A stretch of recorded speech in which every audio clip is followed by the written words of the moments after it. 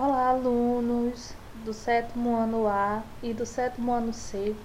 Aqui é a professora Jéssica Almeida, da professora de Ciências, e nós vamos dar continuidade às nossas aulas remotas. Já vamos para a nossa quinta aula de Ciências. O tema que nós vamos iniciar é o calor, temperatura e energia. Então você já vai lá, pega o teu livro de Ciências, abre na página 76. Pega o caderno de ciências com a atividade anterior para a gente corrigir. Lembrando que muitos alunos não estão enviando para o meu privado a atividade. Então eu não tenho como saber quem está assistindo ou não a aula. E não posso computar os pontos. Então vamos lá. Correção da atividade da página 73. Primeira questão. Na expressão está muito calor, bastante utilizada no cotidiano.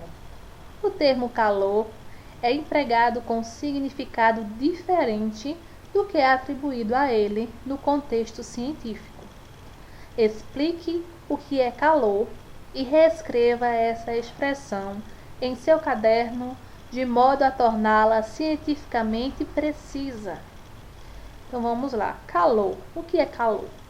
Calor é a energia térmica transferida de um corpo para o outro. Essa transferência sempre ocorre do corpo de mais energia térmica, que tem maior temperatura, que está mais quente, para o corpo de menor energia térmica, que tem menos temperatura e que está mais frio. Então a expressão certa é: a temperatura está muito elevada, né? A gente não sente calor. Quando a gente diz, ai que calor, nós não sentimos calor. Calor é a energia que está sendo transferida. Nós sentimos a temperatura. Tanto é que quando você vai medir a febre, por exemplo, vai dizer qual é a temperatura. Eu vou ver a temperatura que tem. Ninguém vai dizer, vou ver o calor que ela está. Não. Eu vou ver a sua temperatura. Se uma xícara de café está quente, a gente diz que a temperatura está alta. Não que está calor. Calor é a energia que vai sair de um corpo para o outro. Sempre o que está mais quente vai ceder, vai dar calor para aquele que está mais frio, certo? Segunda questão. O forno micro-ondas emite uma forma de radiação que aumenta a agitação das moléculas de água presentes nos alimentos. Nesse caso, descreva o que ocorre com a temperatura da água e do alimento. Vejam só, um forno micro-ondas, ele agita, ele faz mover apenas as moléculas da água. Então aquele alimento, ele tem água dentro de si, então a água que vai ser agitada, não o alimento. Então vamos lá ver o que vai acontecer. A agitação das moléculas de água do alimento aumenta devido à energia das micro-ondas. Então quanto mais agitada está as moléculas de alguma substância, mais energia ela tem. Qual é a energia? Calor. Se a energia, que é o calor, aumenta a temperatura. Então, quanto mais agitada está a partícula, mais quente ela vai se tornar. Quanto menos agitada está a partícula, mais frio, menos calor, menos energia. Então, a temperatura vai diminuir. Então, se a agitação das moléculas de água vai aumentar, aumenta-se a energia, que é o calor, aumenta-se consecutivamente a temperatura daquela água. Primeiro, a energia vai para a água. Então, primeiro é a água que esquenta, a água que está dentro do alimento. As demais moléculas do alimento, que não são de água, têm sua agitação elevada por contato com as moléculas de água. E por isso, a temperatura do alimento se eleva uniformemente. O que isso quer dizer? Quando dois corpos de temperaturas diferentes se unem, sempre o de maior temperatura vai dar calor, que é a energia, para um corpo de menor temperatura, não é assim? Então, se a água tem uma temperatura maior e ela está em contato com as outras moléculas do alimento, ela vai dar calor às outras moléculas do alimento. Por isso que o alimento fica quente. Porque primeiro a agitação da água é o calor, aumenta a temperatura das moléculas de água e a molécula de água vai ceder calor para as outras moléculas do alimento. Terceira questão. Avalie a afirmativa a seguir e, se julgar necessário, corrija em seu caderno. Vamos ver a afirmativa. Quando dois corpos com temperaturas diferentes entram em contato, eles trocam calor até que o corpo de menor temperatura,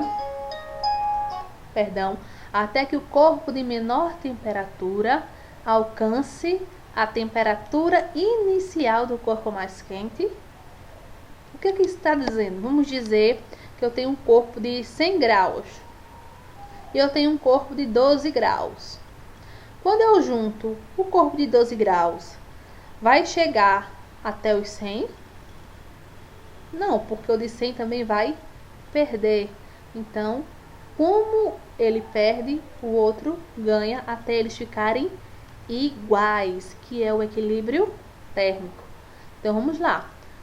Seria correto dizer que quando dois corpos com temperaturas diferentes entram em contato, eles trocam o calor, né? O de maior temperatura vai dar para o de menor temperatura esse calor, até que ambos atinjam um equilíbrio térmico. O que é equilíbrio térmico? Os dois vão ficar com a mesma temperatura.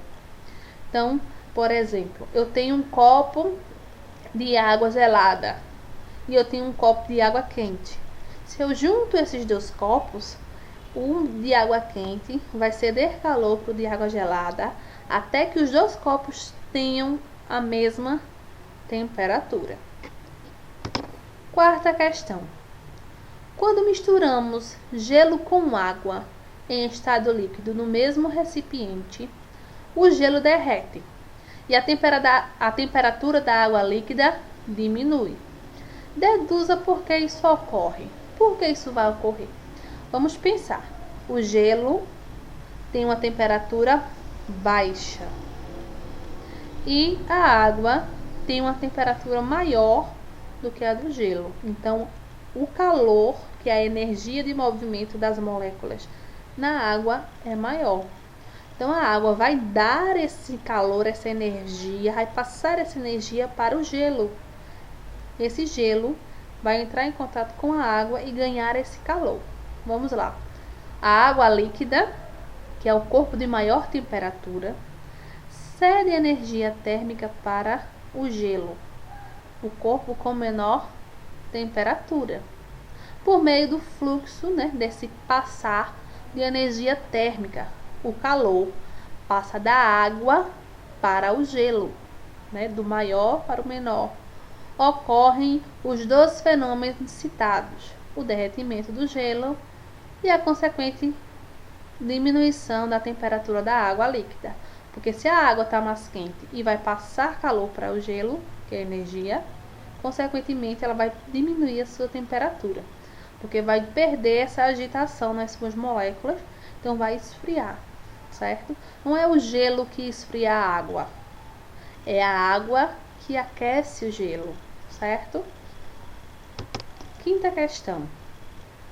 Discuta como o álcool contido em um termômetro permite medir a temperatura corporal de uma pessoa, certo? Vamos imaginar um álcool dentro do termômetro. O que está acontecendo? Coloca-se o termômetro embaixo do braço da pessoa e, após certo tempo, o líquido expande-se pelo interior da coluna do termômetro. Este até o equilíbrio térmico ser atingido. Assim, pela escala do termômetro, é possível medir a temperatura. O que está acontecendo no termômetro? Por que eu demoro um tempinho com ele embaixo do meu braço? Porque o termômetro, quando você coloca embaixo do braço, não está um pouco gelado? Um pouco frio? Então, ele vai ganhar o calor porque o seu corpo vai ceder calor para o termômetro. E o termômetro vai começar a esquentar. Quando ele fica mais quente, porque o calor do meu corpo está passando para o termômetro, ele vai atingir o equilíbrio térmico junto com o meu corpo.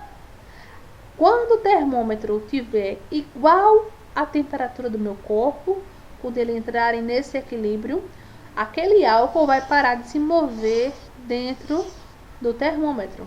Porque quanto maior a temperatura, mais esse álcool vai se expandir, se espalhar, ele vai aumentar. Então, quando o calor se estabiliza, fica igual com o meu corpo, esse álcool para de se mover, para de se expandir, e aí eu consigo ver uma medida exata da temperatura que o meu corpo está. Sexta questão. Essa aqui vamos prestar bastante atenção. Se você não conseguir entender, volta ao vídeo, tenta pensar, raciocinar mais um pouquinho e quem não conseguir entender, manda para o meu privado. Professor, ainda não entendi, que a gente vai trabalhando com muita calma, com muita paciência. Um turista, ao desembarcar em um aeroporto de Nova York, viu que um termômetro marcava 68 graus Fahrenheit. Porque em Nova York não se usa os graus Celsius, se usa o grau Fahrenheit. Utilizando alguns cálculos, ele verificou que essa temperatura era igual à do Recife no momento em que embarcara. Então, quando ele embarcou em Recife, tinha uma temperatura em graus Celsius, e quando ele chegou nos Estados Unidos, estava a mesma temperatura, só que lá estava em Fahrenheit. Qual a temperatura de Recife no momento do embarque em graus Celsius? Demonstre sua resposta com cálculos.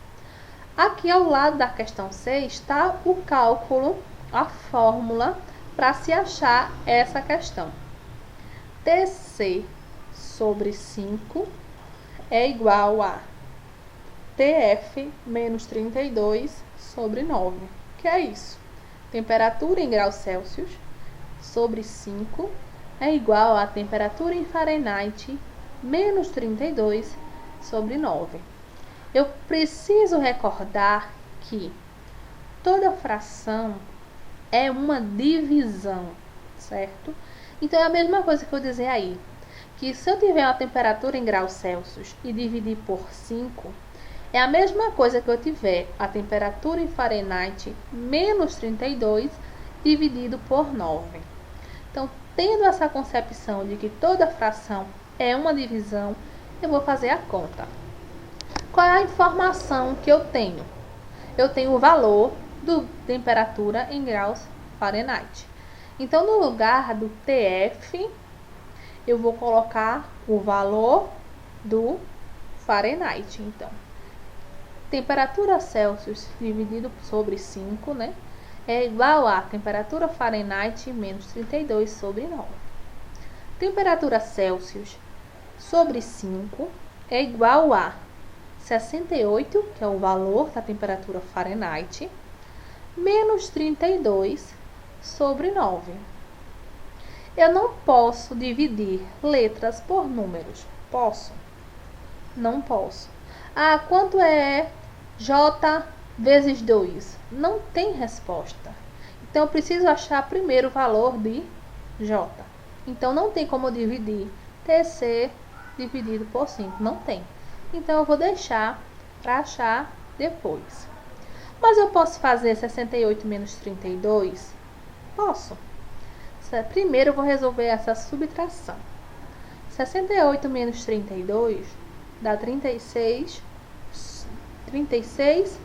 sobre 9. Então, vai ficar TC, temperatura Celsius, sobre 5 igual a 36, que é o resultado da minha subtração, sobre 9. Não posso dividir TC por 5, mas eu posso dividir 36 por 9?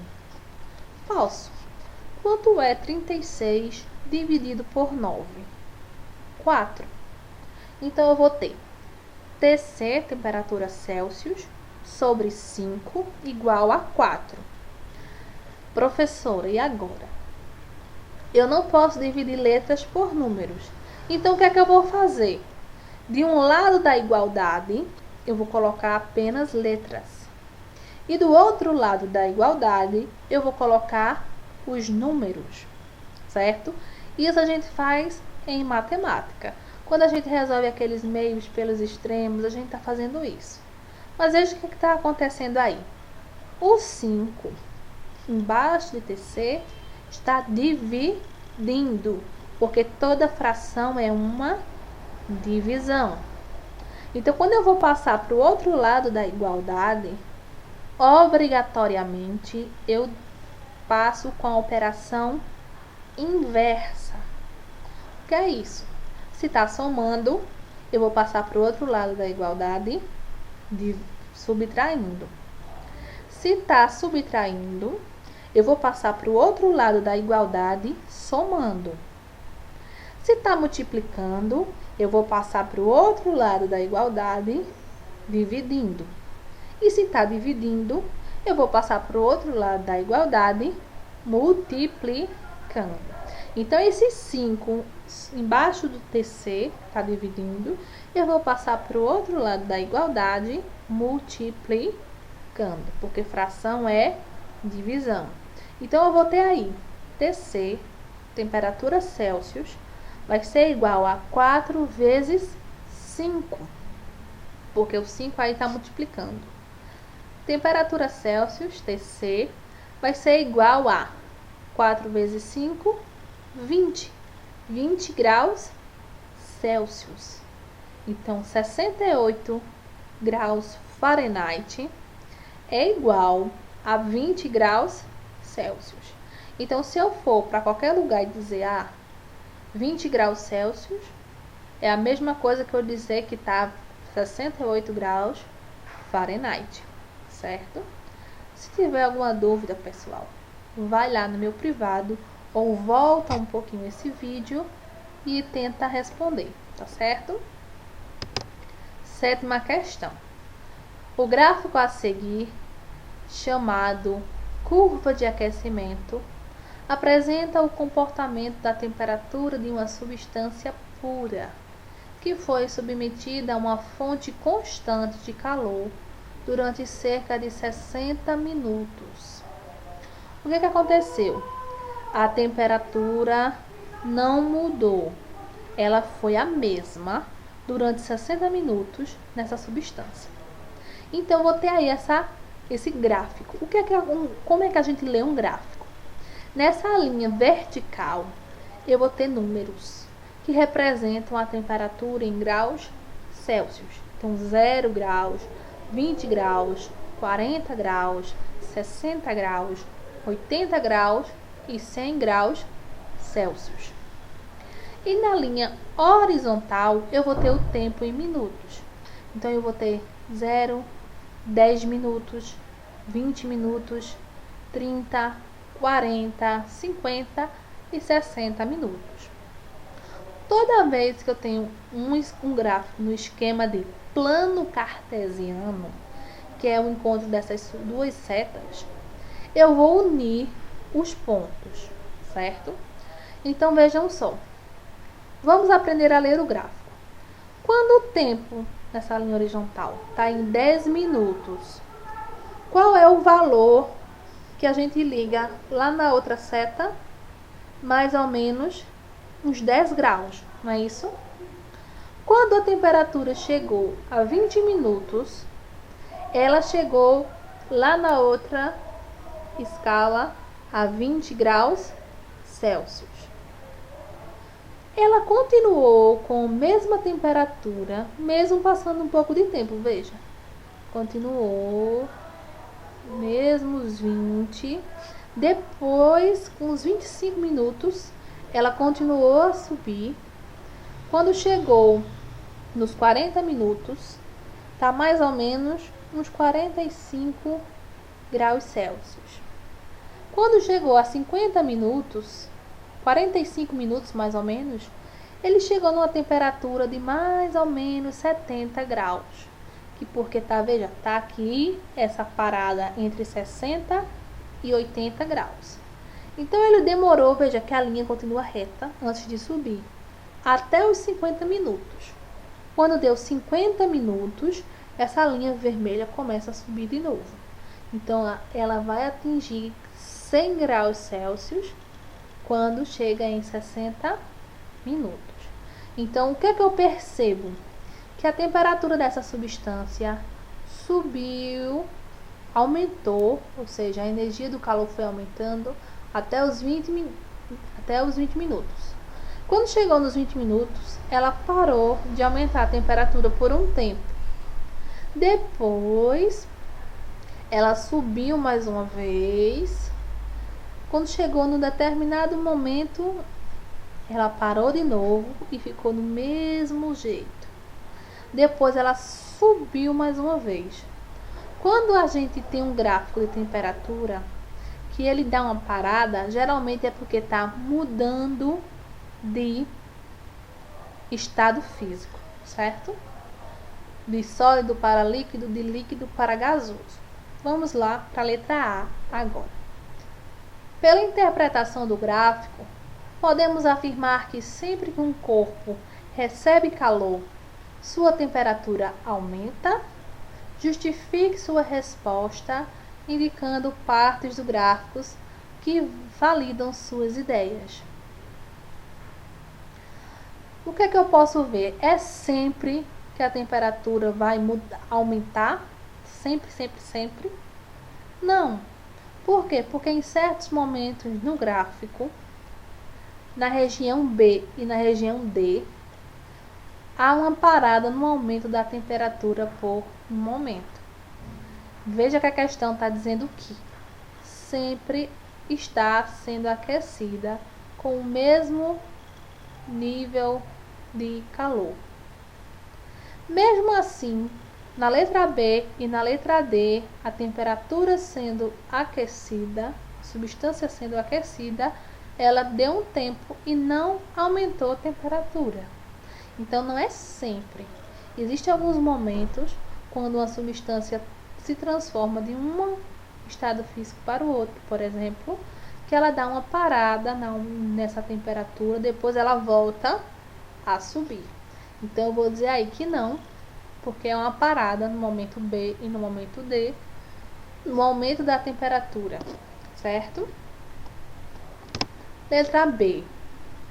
Considerando que você já aprendeu sobre mudança de estado físico das substâncias, e indique que letras correspondem ao processo de fusão e de ebulição.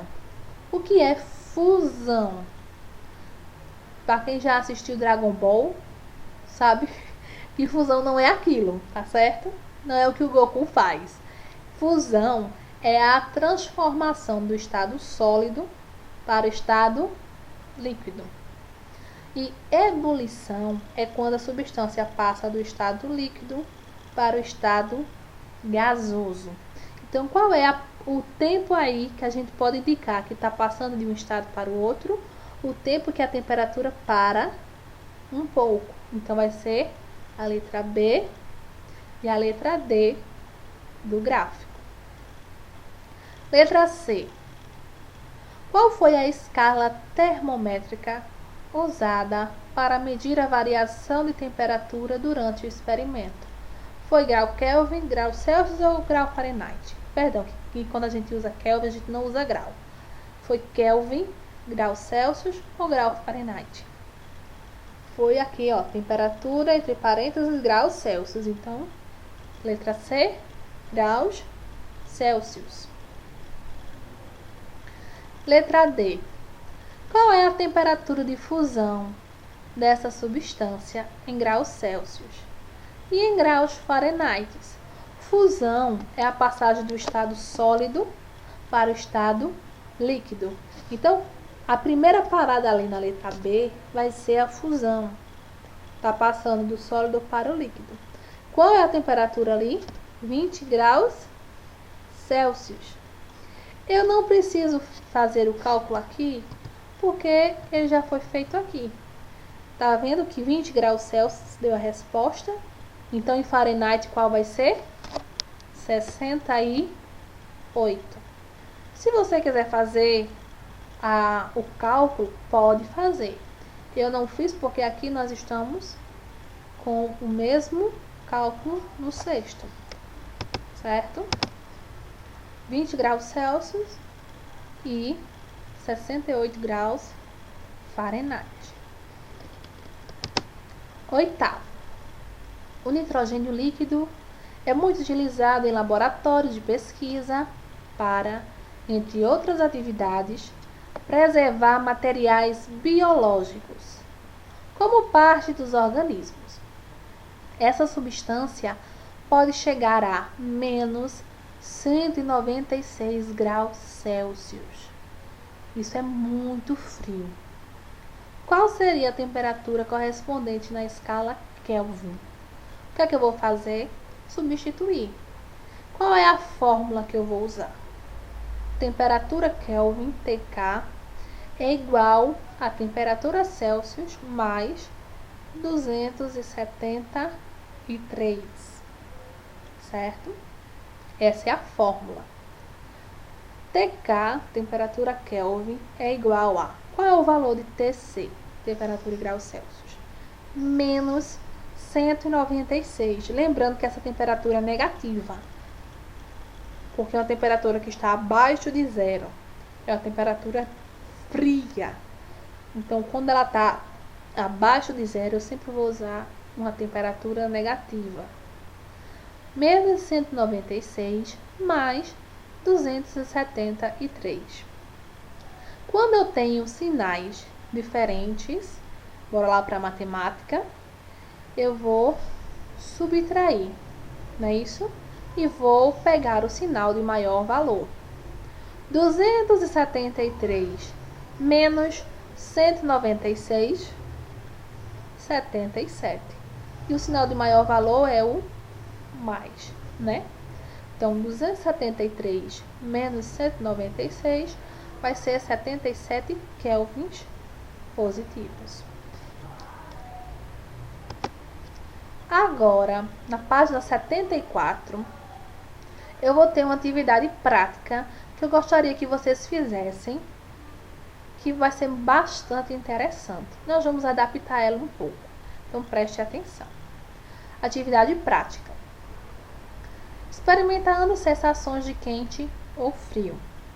É comum tocarmos em objetos com a intenção de sentir sua temperatura. Mas será que podemos confiar nessas sensações térmicas? Lembra que a gente falou de sensação térmica? Às vezes eu saio do lugar frio, vou tocar em alguma coisa, penso que está quente, mas na verdade quem está frio sou eu, ela está normal. Então vamos entender o que é uma sensação térmica. O que você vai precisar? 3 recipientes grandes, no qual seja possível colocar a sua mão ao mesmo tempo. Pode ser balde, pote de sorvete, panela, uma vasilha plástica, contanto que sua mão caiba dentro, certo? Você vai precisar de gelo, água da torneira, numa temperatura ambiente, e água aquecida, numa temperatura agradável que você consiga colocar sua mão dentro. Então você pede a ajuda de alguém, ou você mesmo esquenta um pouquinho de água, ou se você tiver chuveiro elétrico, coloca um pouquinho dessa água quente, certo? E aí tá pedindo 3 termômetros com escalas, mas não precisa do termômetro, certo? Se não tiver termômetro, vai dar a mesma coisa, não precisa. Vamos adaptar para a nossa realidade. O que é que a gente vai fazer? Nós não vamos fazer na classe nem com muita gente, vamos fazer individual. Vamos lá. Vamos ver. Vamos para o terceiro ponto. Cada estação deve conter 3 recipientes com água em um volume para cobrir as mãos. Então, nessas 3 vasilhas diferentes, você coloca numa vasilha água com gelo. Na outra vasilha do meio, você bota a água da torneira. É importante que a água da torneira esteja numa temperatura agradável. Tem vezes que a água da torneira está tão fria, né? Você coloca a água da torneira agradável. E coloca uma vasilha com água quente, água morna, que dê para você suportar a temperatura. Certo? Olha aí, o número 4. O primeiro recipiente deverá conter água da torneira com 200 gramas de gelo. Esse recipiente deve ser identificado como número 1. E o termômetro deve ser colocado em contato com a água. Não precisa do termômetro, certo? A gente vai fazer sem termômetro. Vamos adaptar. No segundo recipiente, deverá ser colocado um volume de água da torneira semelhante ao recipiente 1. Então, a mesma quantidade de água que você colocar na água com gelo, você vai botar nesse pote só com água da torneira. Então, nós vamos colocar identificando como número 2. E não vamos colocar termômetro. No 6. O último recipiente deve ter água aquecida em uma temperatura morna, agradável ao tato, como se fosse ser utilizada para tomar um banho, por exemplo, em volume semelhante aos usados de mais recipientes. Então, vai ser o mesmo tanto, mesma porção de água. Esse recipiente vai ser identificado como número 3. Então, o número 1 a gente vai dizer que é a água gelada. O número 2 é a água da torneira ao ambiente. E o número 3 vai ser a água morna. Depois, você vai, com o auxílio do termômetro, misturar a água dos 3 recipientes. Um dos integrantes do grupo deverá anotar no teu caderno a temperatura inicial registrada no recipiente 1, 2 e 3. Isso aí a gente não vai fazer, tá certo? Porque não vamos usar o termômetro. No 8º, o que vai acontecer? Você vai colocar a mão direita no recipiente 1 com água gelada, a mão esquerda no recipiente 3, igual esse menino está fazendo aí na imagem, com água quente. Esses vão esperar aproximadamente 1 minuto. Você vai ficar com a mão nessa vasilha mais ou menos 1 minuto. Conta devagarzinho até 60, certo? Para ajudar. Depois você vai descrever as sensações com o máximo de detalhe. Ah, minha mão está ficando quente, a minha mão está ficando fria, está formigando, está fazendo alguma coisa? Então a gente vai anotar, tá certo? Depois vocês vão tirar essas mãos das duas águas, da quente e da gelada, e vai colocar as duas ao mesmo tempo no recipiente 2, que está a água da torneira. E depois você vai perceber o que é que está acontecendo com a sua mão, tá certo? Depois você vai responder essas questões, tá? Número 1, 2, 3 e 4. O número 1 vai pedir que você observe o termômetro. Mas como a gente não vai usar termômetro, a gente vai responder sem necessidade do termômetro. Dá para responder bem tranquilo, tá certo? Quem não tiver o livro, preste atenção, anota essas questões. Mas quem tiver o livro, só precisa fazer a resposta. Vamos agora para a nossa aula, na página 76. Transmissão do calor. Capítulo 7. Veja essa imagem aí. É um tropeiro cozinhando na cozinha alho em trempa. Um suporte de panelas do no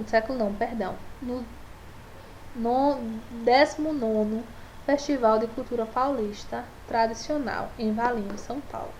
Ele está botando fogo aí nesse suporte de panela para cozinhar o alho.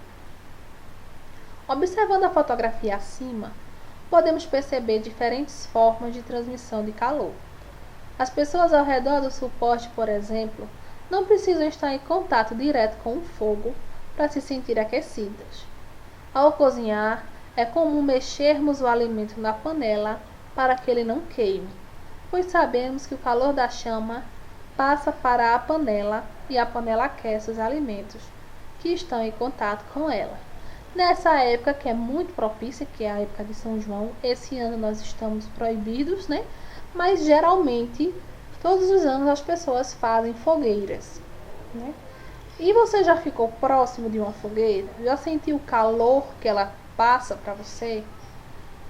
Mesmo você sem pegar, mesmo estando próximo, você consegue sentir a temperatura. Vamos iniciar aqui. Propagação do calor. Se calor é energia térmica transmitida de um corpo de maior temperatura para um corpo de menor temperatura, até que se alcance o equilíbrio térmico, como o calor pode passar de um corpo para o outro? Como é que acontece essa transmissão de calor? Converse sobre isso com os colegas, utilizando como exemplo situações do seu cotidiano. Então vamos ver. Quando eu estou na fogueira, perto da fogueira, como é que a energia de calor passou da fogueira para mim, né? Como é que a panela no fogo, no fogão, se aquece? É a mesma coisa de você estar próximo à fogueira? A panela toca o fogo ou não? Toca, não é isso? Você já pegou um garfo ou uma colher que estava dentro da panela no fogo e viu que ela estava quente? É a mesma situação? Pode perceber. Chamamos de, continua a leitura aí comigo, propagação do calor, os processos de transmissão de calor de um corpo para o outro, ou de um ponto a outro de um mesmo corpo. Vamos estudar 3 processos de propagação do calor: condução, convecção e radiação, ou irradiação. A gente pode olhar aí nessa imagenzinha os processos que estão ocorrendo: convecção, condução e irradiação. Você consegue identificar como é que cada um está sendo passado? Como é que está conduzindo calor? Vamos lá. Condução. Condução térmica é o processo de propagação de calor que ocorre principalmente em sólidos.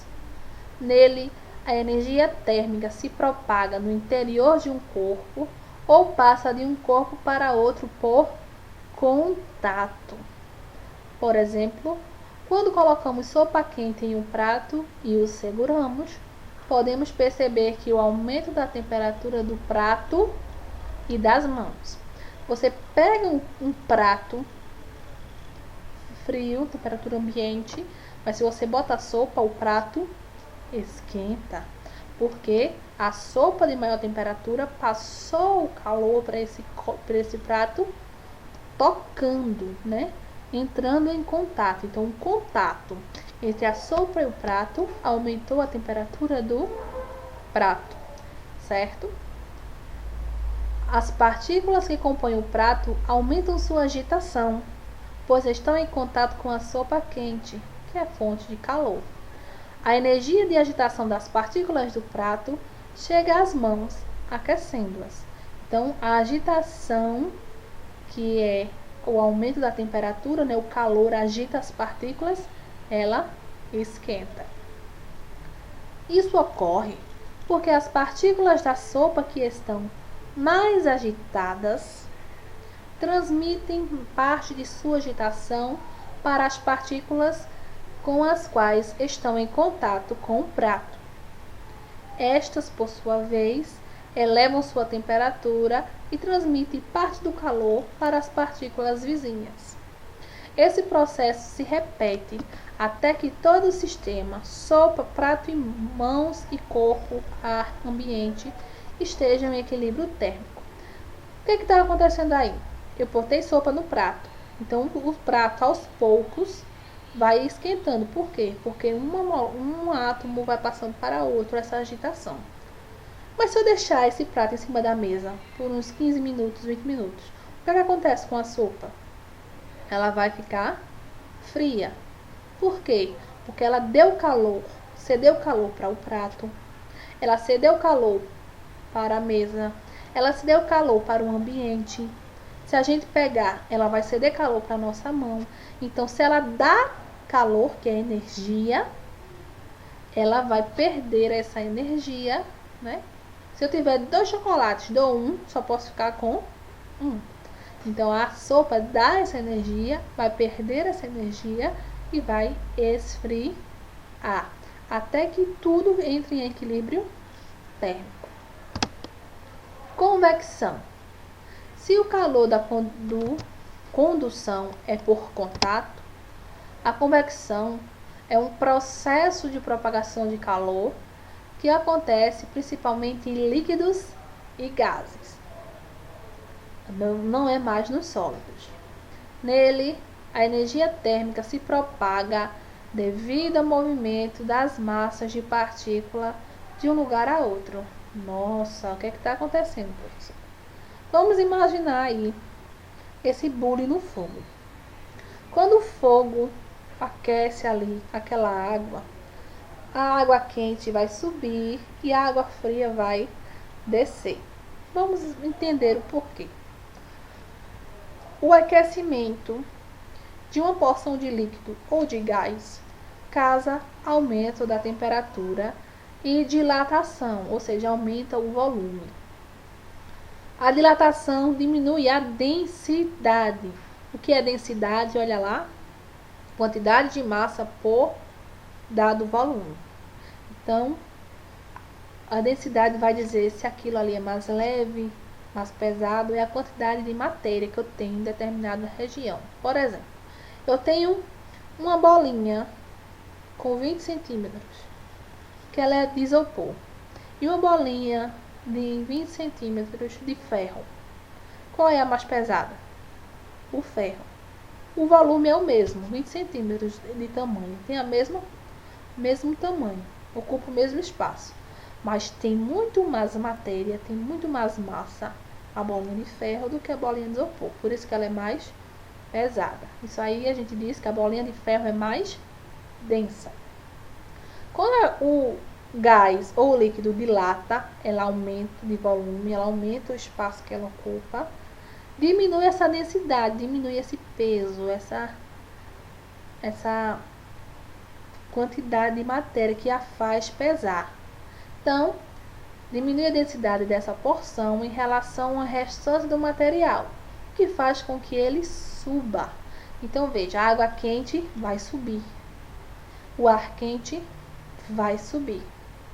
O espaço deixado por ela é ocupado por porções da camada superior que estão com menor temperatura e, portanto, são mais densas. Se é mais densa, está mais pesada, né, entre aspas, então desce, quente sobe, que é mais leve, o frio desce, que é mais quente. Durante esse movimento, as porções de matéria trocam calor. O movimento de porção de matéria com diferentes temperaturas chama-se correntes de convecção. Não sei se tu já percebeu que ar-condicionado na parede fica em cima. Por quê? O ar quente vai subir porque é mais denso. E o ar frio que está saindo do ar-condicionado vai descer, né? Porque é mais denso, o ar quente menos denso. O ar quente do ambiente sobe, o ar frio desce. Por isso que o ar-condicionado tem que ser colocado na parte de cima. Porque quando soprar aquele ar gelado, ele vai descer e resfriar o ambiente todo. Já se você, não sei se você já viu nos filmes, casas com aquecedores. O aquecedor fica na parte de baixo. É um aparelho parecidíssimo com ar-condicionado. Só que ele fica embaixo. Por quê? Ele vai jogar ar quente, o ar quente vai subir, menos denso. E o ar frio que está no ambiente vai descer e vai ser esquentado pelo aquecedor. Então, sempre que eu quiser um ambiente mais frio, coloco o ar frio na parte de cima para que ele desça, porque o frio sempre desce e o quente sempre sobe. Continuando aí, nas geladeiras, como congelador interno, posicionado na parte superior, o ar ao redor dele fica mais frio, denso e desce. À medida que ele desce, o ar mais frio passa pelas prateleiras e resfria os alimentos e absorve parte do calor dele. O alimento vai ceder calor também para o ambiente da geladeira, né? Vai ficando mais quente, menos denso e volta a subir, reiniciando seu ciclo. O ar frio desce, entra em contato com o alimento, esquenta e sobe. Nas geladeiras modernas, em que os compartimentos para refrigeração e congelamento são separados, há sistemas de ventilação que forçam a circulação do ar. Se o congelador for no mesmo espaço, o frio do congelador é que vai esquentar a comida embaixo. Se não, precisa de um ventiladorzinho que libere esse ar frio para circular dentro da geladeira. Então, como está nessa imagem aí, o quente sobe e o frio desce.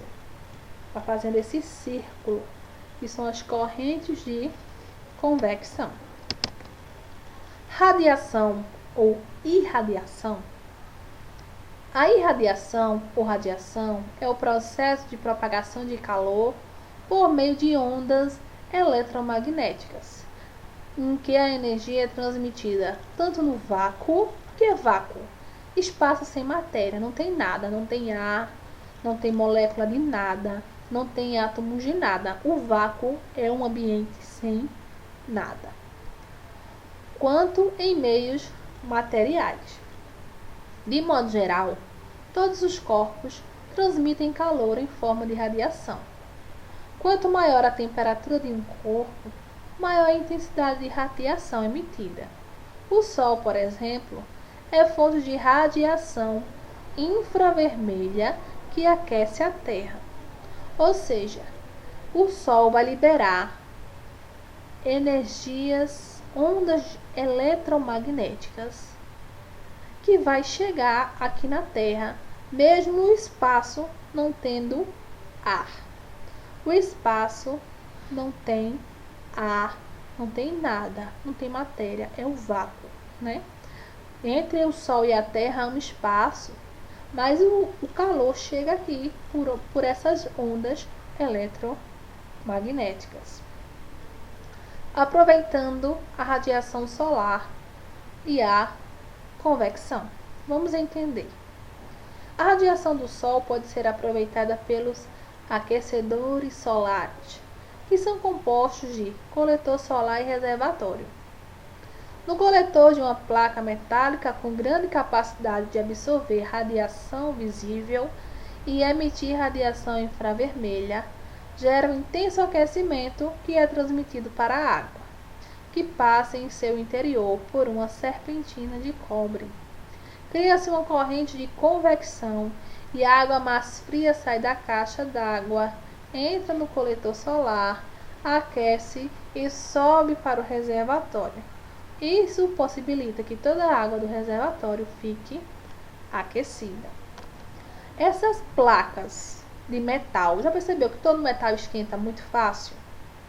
Então, eu uso esse metal para pegar o calor dessa irradiação do Sol e faz com que a água passe por ele. Quando a água passa dentro dele, ela também esquenta, vai pegar o calor do material e vai subir de volta para a caixa. Quando ela entra na caixa, a água quente sobe, a água fria desce. Então, a água fria vai descer de novo para essas placas e vai subindo para a caixa. Quando chega na caixa, a água quente sobe, a água fria desce. E assim eu esquento toda a caixa de água. Continua a leitura aí. Para que a corrente de convecção ocorra, o reservatório de água aquecida deve ser posicionado em um local mais alto que o coletor solar.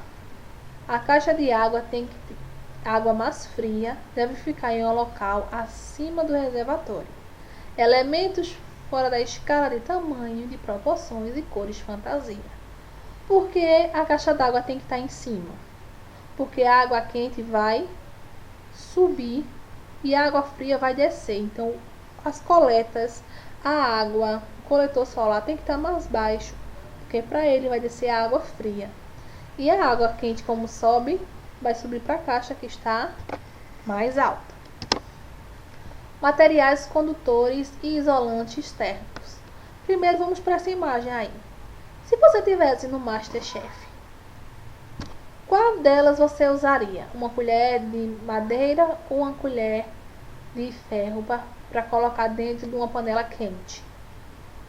A luva ou não?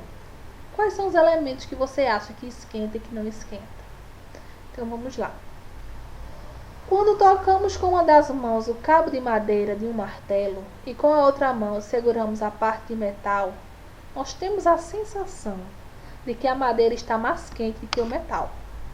Porém, se medirmos com um termômetro a temperatura de ambas as partes do martelo, veremos que não há diferença de temperatura entre elas. Vão ter a mesma temperatura, porque se eles estão ligados o tempo todo, eles vão alcançar sempre o equilíbrio térmico. Essa sensação pode ser explicada pela capacidade que os materiais têm de conduzir o calor. Com alguns materiais conduzem calor melhor do que os outros. É possível diferenciá-los em dois tipos: os condutores e os isolantes térmicos. Os condutores térmicos são materiais que conduzem bem o calor de um ponto ao outro. Eles produzem sensação de frio quando tocamos, pois a transferência de energia ocorre rapidamente entre nossa mão e o material. Em geral, metais como ouro, prata e ferro são bons condutores térmicos. Tu já pegou uma colher achando ela fria, segurou na tua mão e depois viu que ela esquentou? Ou pegou uma colher de metal, colocou dentro da panela, esqueceu ela lá e quando foi pegar ela estava quente? Por quê? Porque o calor passa por ela muito fácil. Eles são ótimos condutores. Então, se eu pego uma colher de metal, de ferro, de bronze e coloco no material mais quente, esse calor vai passar para a colher e ela vai passar de uma partícula para outra muito rápido. O que é isolante térmico? São materiais que não conduzem bem o calor. Geralmente são materiais porosos ou fibrosos, com ar em seu interior. As roupas de lã, por exemplo, por dificultarem a transmissão de calor, funcionam como isolantes. Portanto, em linguagem científica, não é correto dizer que uma roupa de lã esquenta. Ela dificulta a troca de calor com o ambiente, conservando a energia térmica do corpo humano próxima a ele. Ou seja, dentro desse material não tem espaços, tem brechas, tem ar que não permite que esse calor, que é a energia, passe muito rápido. Então, por exemplo, nós estamos com frio, nos cobrimos. O que é que está acontecendo com o cobertor? Ele vai esquentar a gente? Não, o cobertor é feito de material de tecido, não esquenta sozinho. Mas é o que está acontecendo. Ele está impedindo que o calor do nosso corpo, nós temos naturalmente, troque e ceda calor para o ambiente que está mais frio. Então, nós vamos impedir que o calor do nosso corpo saia. Por isso, nós vamos aquecer, porque nós não vamos fazer esse equilíbrio térmico com o ambiente. Garrafa térmica. Como é que funciona uma garrafa térmica? Essa de café. A garrafa térmica, que mantém a água, o leite e o café quentes, é um exemplo de objeto criado pelo ser humano que tem como objetivo impedir a troca de calor do seu conteúdo com o ambiente externo. Esse objeto apresenta características que possibilitam reduzir a transmissão do calor pela condução, que é o toque, o contato, pela convecção e pela radiação. Convecção é esse sistema de os quentes sobe, sai e desce. E pela radiação, que é as ondas eletromagnéticas. O que é que está acontecendo com a garrafa térmica? Internamente, a garrafa térmica é revestida por um vidro espelhado. Se você olhar dentro da garrafa térmica, ela é toda cinzinha. É um vidro que é espelhado. O espelhamento possibilita que o calor seja refletido de volta para o conteúdo da garrafa. Isso é radiação. Quando o vidro, por ser mau condutor de calor, reduz a transmissão pela agitação das partículas que constituem esse material, a condução, ou seja, o calor não passa muito pelo vidro, porque o vidro é mau condutor, é isolante. Outra camada de vidro espelhado envolve essa primeira camada e entre elas há vácuo, ausência de ar. Ou o ar rarefeito, que também tem o objetivo de evitar a transmissão do calor para ambientes externos por condução. Qual é o calor, o tipo de transmissão que ocorre no vácuo? Apenas a radiação. Mas a radiação está sendo menos transferida por conta do vidro espelhado. Então vejam só. A superfície externa da garrafa possibilita um encaixe perfeito de uma tampa que isola o conteúdo do ambiente externo de modo que a propagação por convecção seja diminuída. Então, o ar quente, né, e o líquido quente vai subir, né, tende a subir, mas não sai por conta da tampa, né? A camada dupla de vidro espelhado aqui dentro, o vácuo na garrafa. Por isso, se você quebrar um pouco a garrafa plástica do lado de fora e chegar a esse vácuo aqui, encher ele de ar, a garrafa perde sua temperatura. Mas veja que a garrafa térmica também, ela não conserva o alimento quente ou frio o tempo todo. Ele tem um período. Por quê?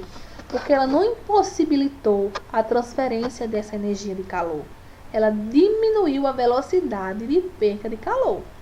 Porque mesmo sendo vácuo, mesmo tendo essas camadas espelhadas, existe sim a troca de calor, só que mais baixa. Se você deixar, por exemplo, uma garrafa mais de 24 horas, ela vai esfriar o líquido ou esquentar, né? Se no caso for água gelada que tiver dentro. A garrafa térmica reduz a propagação de calor, possibilitando que o líquido se mantenha em sua temperatura inicial por mais tempo. Agora é a sua vez. Você vai responder as questões da página 80. Depois você vai tirar a foto da atividade respondida e enviar para o meu número no privado para computar seus pontos. Gente, não esqueçam de mandar para mim essas atividades, porque tem muita gente que não está mandando, mesmo assistindo o vídeo. Então, quem não tem o livro, copie aí essas questões, dá uma pausa no vídeo até o 8º, certo? Não esqueçam de mandar as fotos das respostas e mandarem para mim. Se você tem seu livro, basta colocar no caderno a resposta, não precisa copiar as perguntas. E tranquilize-se, eu tenho certeza de que todo esse estudo trará bons frutos. Fique com Deus, até a próxima aula, se Deus quiser.